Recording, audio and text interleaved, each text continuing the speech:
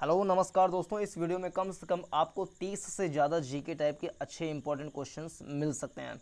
तो इसको शुरू से अंत तक ध्यान से देखिए और अब इसको आप नोट्स बना सकते हैं। ए टू जेड हमने यहाँ पे नोट कर रखा है। उत्तराखंड का सर्वोच्च सम्मान क्या है? उत्तराखंड की राजधानी क्या है? देहरादून। और उत्तराखंड का सर्वोच्च सम्मान क्या है? टीटू रौतेली। क्या है? टीटू रौतेली है उत्तराखंड का सर्वोच्च सम्मान। अब भारत का पहला लाइकेन पार्क, भारत का पहला लाइकेन पार्क कहाँ बनाया गया? तो उत्तराखंड के अंदर में बनाया गया भारत का पहला लाइकेन पार्क। लाइकेन देखिए, एक होता है जैवीय इंडिकेटर होता है। क्या? लाइकेन एक जैविक इंडिकेटर होता है जिससे हमें ये पता चलता है कि किसी क्षेत्र में एयर पोल्यूशन यानी कि वायु प्रदूषण का स्तर क्या है। यदि जहाँ पर लाइकेन की मात्रा घट रही है, इससे समझ में आता है कि वहाँ पर एयर पोल्यूशन का स्तर बढ़ रहा है। और जहाँ पर लाइकेन की मात्रा बढ़ रही है मतलब कि एयर पोल्यूशन का स्तर घट रहा है। मीन्स लाइकेन और air pollution is inversely proportional to each other, हमेशा बोल सकते हैं।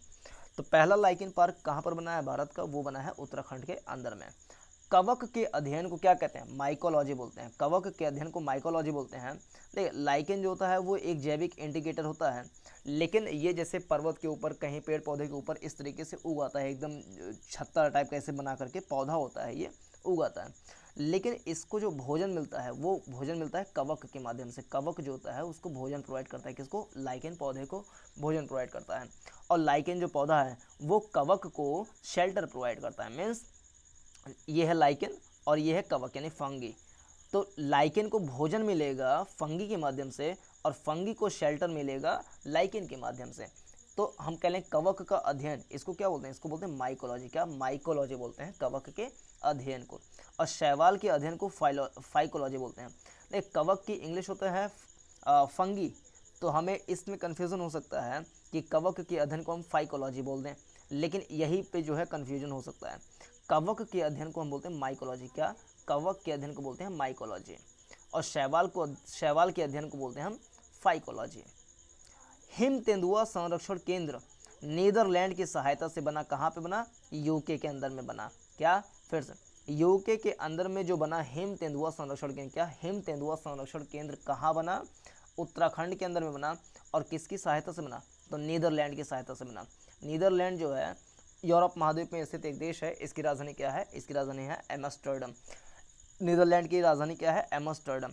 और नीदरलैंड का राष्ट्रीय कह लें कि जो पशु है वो क्या है? तो वो है शेर। शेर है नीदरलैंड का राष्ट्रीय पशु। भारत का पहला नेशनल पार्क कौन सा है? भारत का पहला नेशनल पार्क है हैली नेशनल पार्क, जिसको हम जिम कॉर्बेट नेशनल पार्क भी कहते हैं। दरअसल जिम कॉर्बेट नेशनल पार्क का पुराना नाम ही हैली नेशनल पार्क था। तो भारत का पहला नेशनल पार्क का नाम है जिम कॉर्बेट नेशनल पार्क। और भारत का पहला टाइगर रिजर्व, क्या? भारत का पहला टाइगर रिजर्व कौन सा है? तो यही Jim Corbett national park Bharat का पहला टाइगर रिजर्व है, जो कि भारत का पहला नेशनल पार्क है।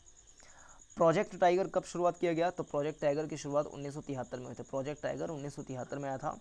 और प्रोजेक्ट एलिफेंट 1992 में। प्रोजेक्ट एलिफेंट 1992 में, प्रोजेक्ट टाइगर 1973 के अंदर में आया था। जिम कॉर्बेट नेशनल पार्क जो है, जिम कॉर्बेट नेशनल पार्क, उसमें उसमें क्या, उसमें वर्तमान में कितनी संख्या है? इस समय अगर हम टाइगर रिजर्व की बात करें तो वर्तमान में कितनी संख्या है? तो 52 संख्या है वर्तमान में। जिम कॉर्बेट नेशनल पार्क जो है वो कहाँ पर है? वो उत्तराखंड के अंदर में है, जो कि एक टाइगर रिजर्व है और भारत का पहला नेशनल पार्क भी है। भारत के अंदर में कितने नेशनल पार्क, कितने टाइगर रिजर्व हैं? तो वो 52 कह लें, 52 टाइगर रिजर्व हैं। प्रोजेक्ट टाइगर कब शुरू किया गया था? 1973 के अंदर में। प्रोजेक्ट एलिफेंट 1992 के अंदर में। 12 अगस्त को हर साल हाथी दिवस मनाते हैं। क्या? 12 अगस्त को हर साल विश्व हाथी दिवस मनाया जाता है। और 12 अगस्त को हर साल विश्व युवा दिवस भी मनाया जाता है। 29 जुलाई को हर साल क्या? विश्व बाघ दिवस मनाया जाता है। 29 जुलाई को हर साल विश्व बाघ दिवस मनाया जाता है। और भारत में बाघों की संख्या कितनी है? तो 2961 बाघ हैं भारत में 2021 के अंदर में। फिर पहला ऐसा कौन सा भारत का टाइगर रिजर्व है जिसने 2022 तक जो सेंट पीटर्सबर्ग घोषणा हुआ था? देखिए, सेंट पीटर्सबर्ग घोषणा पत्र जो है वो संबंधित किससे है? वो बाघों के संरक्षण संबंधित। देखिए, सेंट पीटर्सबर्ग घोषणा पत्र किससे संबंधित? 2010 में आया था सेंट पीटर्सबर्ग घोषणा पत्र, जो कि बाघों के संरक्षण से संबंधित है। इसमें कहा गया था कि 2022 तक, क्या? 2022 तक जो है बाघों की संख्या को हमको क्या करना है? दोगुना करना है, यानी टाइगर मल्टीप्लाई 2। क्या करना है, T×2। तो भारत का जो पीलीभीत टाइगर रिजर्व है उसको T×2 अवार्ड दिया गया है, क्योंकि वो पहला ऐसा टाइगर रिजर्व बन गया जिसने अपनी टाइगर की संख्या को दोगुना कर दिया है। तो इस तरीके से विश्व बाघ दिवस मनाया जाता है 29 जुलाई को। और बाघ दिवस के लिए जो बैठक हुई थी, जो घोषणा पत्र है उसका नाम है सेंट पीटर्सबर्ग घोषणा पत्र, यानी विश्व बाघ दिवस। और भारत में जो है सबसे ज़्यादा मात्रा में बाघ कहाँ पाए जाते हैं, तो सबसे ज़्यादा मात्रा में बाघ पाए जाते हैं मध्य प्रदेश में। 600 कह लें 500 से ज़्यादा वहाँ पे बाघ पाए जाते हैं, 550 के आसपास। उत्तराखंड की राजधानी क्या है, तो उत्तराखंड की जो ग्रीष्मकालीन राजधानी क्या, उत्तराखंड की ग्रीष्मकालीन राजधानी है गैरसैंण। और जो शीतकालीन राजधानी है तो वो है देहरादून। गैरसैंण जो राजधानी है वो चमोली जिले के अंदर में है। काला पानी कहाँ है, तो काला पानी जो है वो उत्तराखंड के पिथौरागढ़ जिले में है काला पानी, जो कि भारत और नेपाल के मध्य एक विवादित क्षेत्र भी है।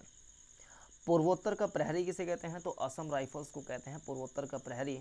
और ये बनाया गया है असम और पूर्वोत्तर क्षेत्र की सुरक्षा करने के लिए। इसका मुख्यालय शिलोंग में है। बाकी जितने भी जो ये बने हुए हैं वो सारे के सारे मुख्यालय अपने दिल्ली में है, जैसे कि ITBP, CISF, CRPF, इन सब के मुख्यालय दिल्ली के अंदर में है। लेकिन असम राइफल्स का मुख्यालय शिलोंग के अंदर में है। अकेला ऐसा कहने की पैरामिलिट्री फोर्स है, अर्धसैनिक बल है, जिसका मुख्यालय शिलोंग यानी मेघालय की राजधानी शिलोंग के अंदर में है। असम राइफल्स का मुख्यालय शिलोंग को ही बोलते हैं पूर्व का स्कॉटलैंड। राष्ट्रीय महिला दिवस हर साल मनाते हैं क्या, कब, 13 फरवरी को। राष्ट्रीय महिला दिवस हर साल मनाते हैं 13 फरवरी को। और अंतर्राष्ट्रीय महिला दिवस हर साल मनाते हैं 8 मार्च को। 8 मार्च को अंतर्राष्ट्रीय महिला दिवस मनाते हैं। और 13 फरवरी को राष्ट्रीय महिला दिवस मनाते हैं। सरोजिनी नायडू जी का जन्म हुआ था 13 फरवरी के अंदर में, ध्यान रहे। 8 मार्च को अंतर्राष्ट्रीय महिला दिवस मनाते हैं, तो वो अंतर्राष्ट्रीय महिला दिवस है। लेकिन राष्ट्रीय महिला दिवस मनाते हैं वो 13 फरवरी को मनाते हैं, सरोजिनी नायडू के जन्मदिन के अवसर के उपलक्ष्य में। और भारत की पहली महिला राज्यपाल का नाम क्या है, तो वो हैं सरोजिनी नायडू, जो हैं भारत की पहली महिला राज्यपाल हैं। तो इस तरीके से हमने उत्तराखंड के बारे में चीज़ें यहाँ पे देख लीं। अब कुछ और भी जो फैक्ट हैं बहुत ही इंपॉर्टेंट हैं, जैसे कि सरकार ने घोषणा की है कि भाला फेंक, आपको पता है कि 7 अगस्त 2021 को नीरज चोपड़ा ने जो है जेवलिन थ्रो यानी कि भाला फेंक में जो है पदक जीता है, जिसमें वो 87.58 मीटर, कितना, 87.58 मीटर दूर जो है भाला फेंक करके वो टोक्यो ओलंपिक 2020 में जो है पदक जीते। कौन सा, गोल्ड पदक जीते। और भारत को केवल एक ही गोल्ड मेडल मिला। तो ये दिन था 7 अगस्त 2021 का, इसलिए 7 अगस्त को हर साल जो है भाला फेंक दिवस, जेवलिन थ्रो दिवस मनाने की घोषणा की गई है। तो भाला फेंक दिवस कब मनाया जाएगा, तो ये 7 अगस्त को हर साल मनाया जाएगा भाला फेंक दिवस। 7 अगस्त को ही क्या, 7 अगस्त को ही हथकरघा दिवस मनाया जाता है। 7 अगस्त को ही हथकरघा दिवस मनाया जाता है, क्यों, क्योंकि 7 अगस्त 1905 के अंदर में ही स्वदेशी आंदोलन शुरू हुआ था। आपको पता है कि जब अक्टूबर, क्या, 16 अक्टूबर, कब, तो 16 अक्टूबर 1905 से 16 अक्टूबर 1905 से जो है 1905 में ये डिसीजन लिया गया था कि बंगाल का विभाजन कर दिया जाएगा करजन के समय में। और उस विभाजन को 16 अक्टूबर 1905 से जो है इम्प्लीमेंट करना था। तो उसके विरोध में स्वदेशी आंदोलन की शुरुआत हो गई अक्टूबर के पहले ही। और कब शुरुआत हो गई, तो 7 अगस्त 1905 के अंदर में ही स्वदेशी आंदोलन की शुरुआत हो गई। इसीलिए हर साल 7 अगस्त को जो है हथकरघा दिवस भी मनाते हैं, और 7 अगस्त को हर साल स्वदेशी दिवस भी मनाते हैं। स्वदेशी दिवस मनाते हैं कब, 7 अगस्त को हर साल मनाते हैं। 6 अगस्त को मनाया जाता है हिरोशिमा दिवस। और हिरोशिमा पे 6 अगस्त 1945 को जो परमाणु बम गिराया गया था उसका नाम है लिटिल बॉय। और 9 अगस्त 1945 को नागासाकी के ऊपर जो है फैट बॉय नाम का परमाणु बम गिराया गया था। इसीलिए 9 अगस्त को हर साल मनाते हैं नागासाकी दिवस।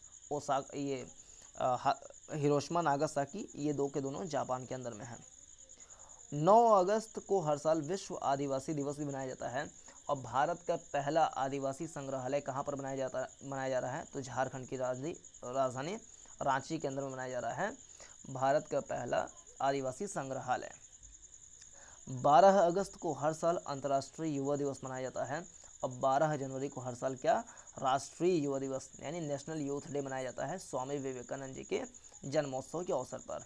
15 जनवरी को हर साल मनाते हैं क्या, सेना दिवस मनाते हैं 15 जनवरी को हर साल। 12 अगस्त को ही विश्व हाथी दिवस मनाया जाता है और 29 अगस्त को राष्ट्रीय खेल दिवस मनाया जाता है। क्या, राष्ट्रीय खेल दिवस मनाया जाता है मेजर ध्यानचंद की जन्म उत्सव के अवसर पर। अब कुछ संसद का नाम देख लें, जैसे अफगानिस्तान की संसद का नाम है शोरा। अफगानिस्तान की संसद का नाम है शोरा। अफगानिस्तान की राजधानी है काबुल। और अफगानिस्तान पे जो तालिबान एक समूह है, वो मतलब आतंकवादी समूह है, वो बहुत ही ज़्यादा सक्रिय है और अफगानिस्तान के कई सारे हिस्से पे जो है वो कब्जा कर ली है। 85% से ज़्यादा हिस्सों पर तालिबानियों का कब्जा हो चुका है। और अफगानिस्तान में जो भारत के दूतावास थे उन सबको वहाँ से बुला लिया गया है भारत में, और जो नागरिक भी वहाँ पे फंसे हुए थे भारत के, उन सबको भी भारत में बुला लिया गया है। तो अफगानिस्तान की संसद का नाम है शोरा और उसकी राजधानी का नाम है काबुल। भारत द्वारा जो अफगानिस्तान में बांध बनाए गए वो 2 बांध हैं, एक सलमा और दूसरा शहतूत। सलमा शहतूत ये दोनों बांध बनाए गए हैं अफगानिस्तान में भारत के द्वारा। अब एक संगठन है सार्क। सार्क की स्थापना, सार्क मतलब South Asian Association for Regional Cooperation. क्या, South Asian Association for Regional Cooperation, यानी कि दक्षिण एशिया के जो देश हैं उन सब का रीजनल कोऑपरेशन यानी कि प्रादेशिक सहयोग आपस में हो, इस चीज़ का एसोसिएशन है सार्क। इसकी स्थापना हुई थी 1985 के अंदर में और इसका मुख्यालय है नेपाल की राजधानी काठमांडू में। इसमें कुल मिलाकर के 8 देश हैं, सार्क में 8 देश हैं। और सबसे अंतिम देश किसको बनाया गया था, मतलब शामिल किया गया था सार्क के अंदर में, तो अफगानिस्तान, यानी अफगानिस्तान भी जो है वो सार्क का सदस्य है, मेंबर है। ईरान की संसद का नाम है मजलिस। ईरान की संसद का नाम है मजलिस। नेपाल की संसद का नाम है राष्ट्रीय पंचायत। पाकिस्तान की संसद का नाम है मजलिस शोरा। क्या, पाकिस्तान की संसद का नाम है मजलिस शोरा। बांग्लादेश की संसद का नाम है जातीय पंचायत। इजराइल की संसद का नाम है निसेट और जापान की संसद का नाम है डाइट। जापान की संसद का नाम है डाइट। तो इस तरीके से हमने ये जीके वाली चीज़ें देख ली। इसमें आई होप आपको 50 से ज़्यादा जो है जनरल अवेयरनेस वाली चीज़ें मिल गई होंगी। तो इस वाले वीडियो में इतना ही। चैनल को सब्सक्राइब कर लीजिए। जय हिंद।